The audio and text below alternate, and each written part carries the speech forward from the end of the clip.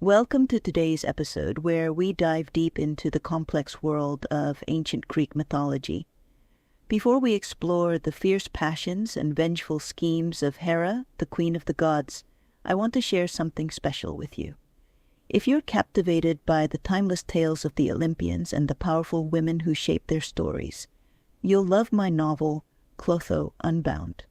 It's a fresh, imaginative reweaving of Greek myth that gives voice to the fates and the threads of destiny they control. Available now on Amazon, Clotho Unbound invites you to experience these ancient legends in a bold new light. Now let's turn to Hera herself. Constantly batting with Zeus's infidelity, Hera, the ancient Greek goddess of family and marriage, often took swift and cruel revenge, not on her philandering husband, but on his conquests and the resulting children. Hera turned Io, who was one her own priestesses, into a cow to deter Zeus's advances. In other versions, it was Zeus who turned Io into a white cow, either to secretly rendezvous with her or to persuade Hera that he was not really interested in Io. However, Hera took the cow and set the 100-eyed Argos to guard her. Zeus ordered Hermes to trick and kill Argos. In Argos's memory, Hera set his eyes on the wings of the peacock.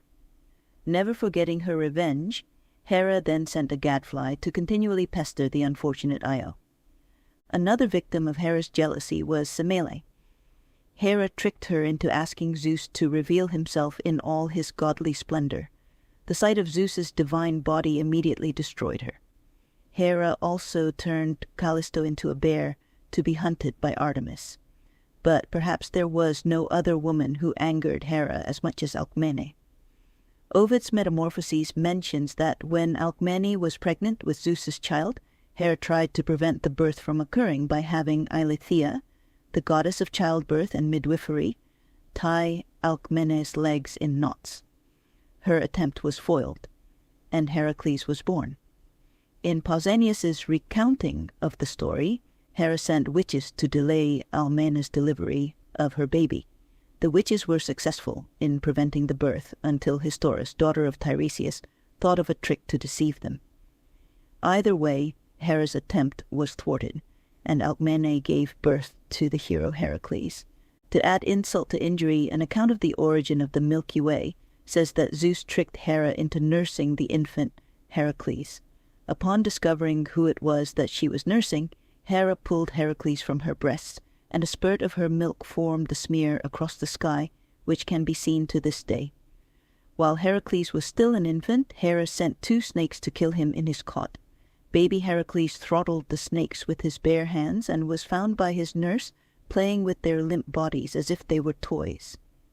Hera's hatred towards Heracles continued into Heracles' adulthood as Hera drove him to madness, which led him to murder his own family.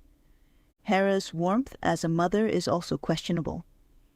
In a supposed retaliation for Zeus's single-handed birth of Athena, Hera gave birth alone to Hephaestus, the god of metallurgy.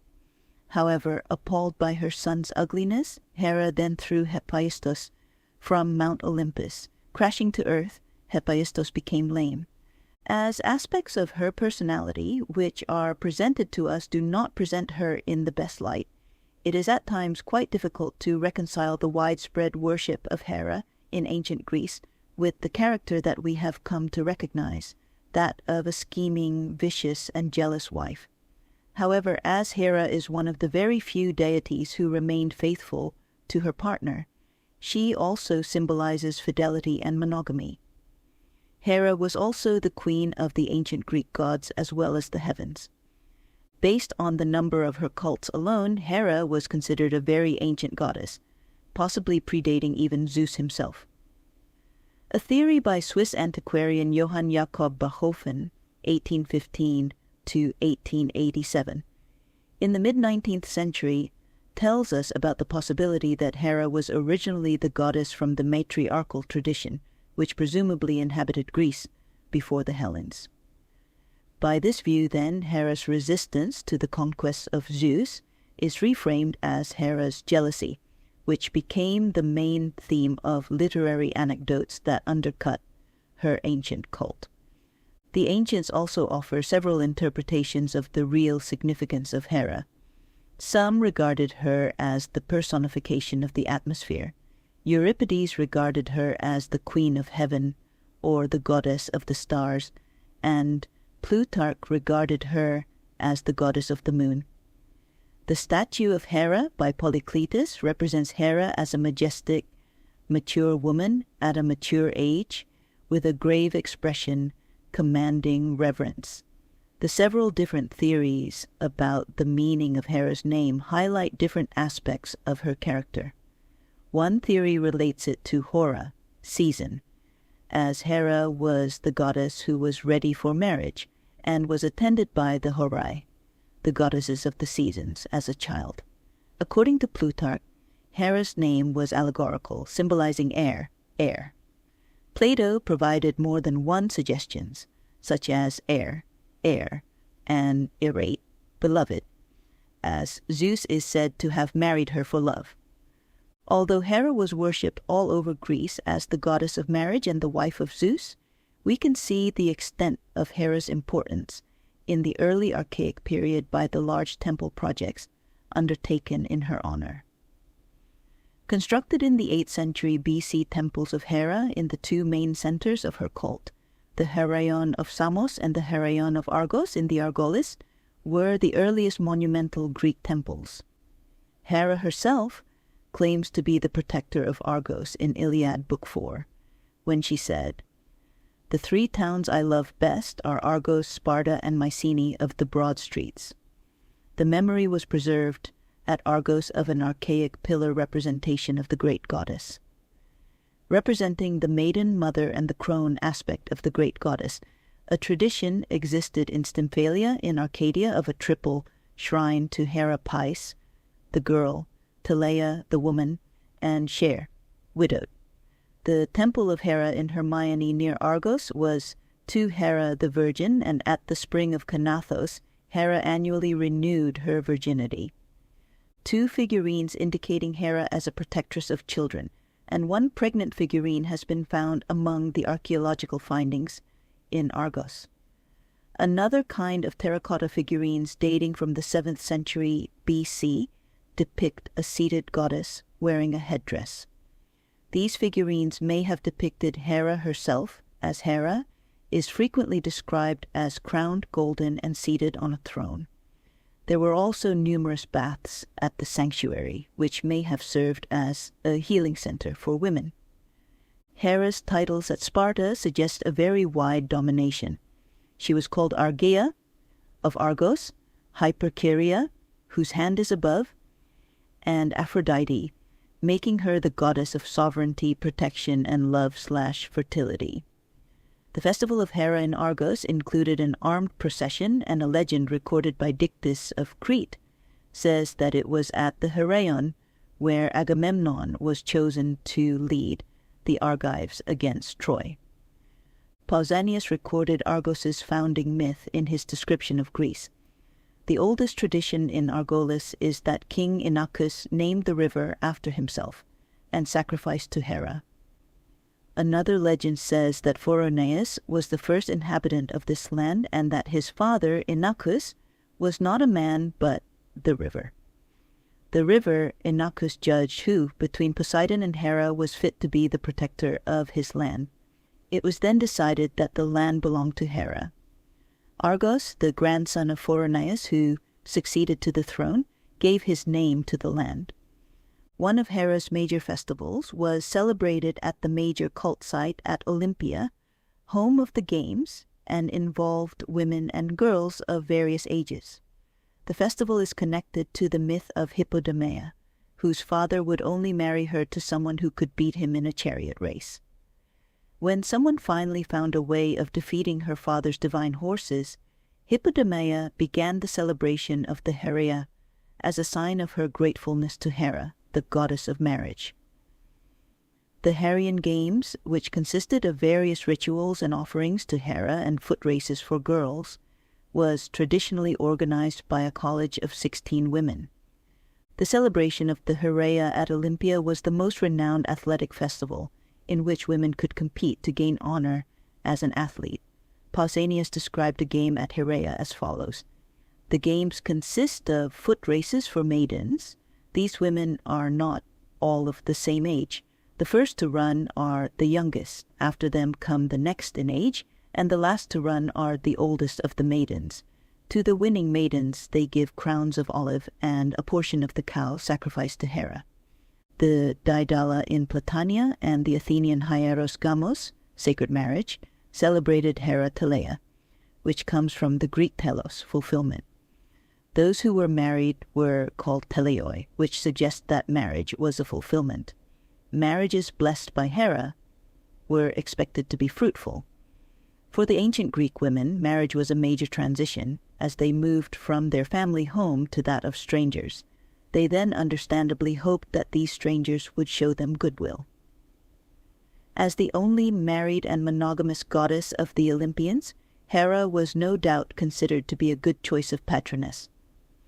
Apart from her greatness in her own right, Hera was later usually portrayed alongside Zeus as a fully clothed, beautiful and matronly woman, wearing a cylindrical crown called polos, or a wreath, and a veil.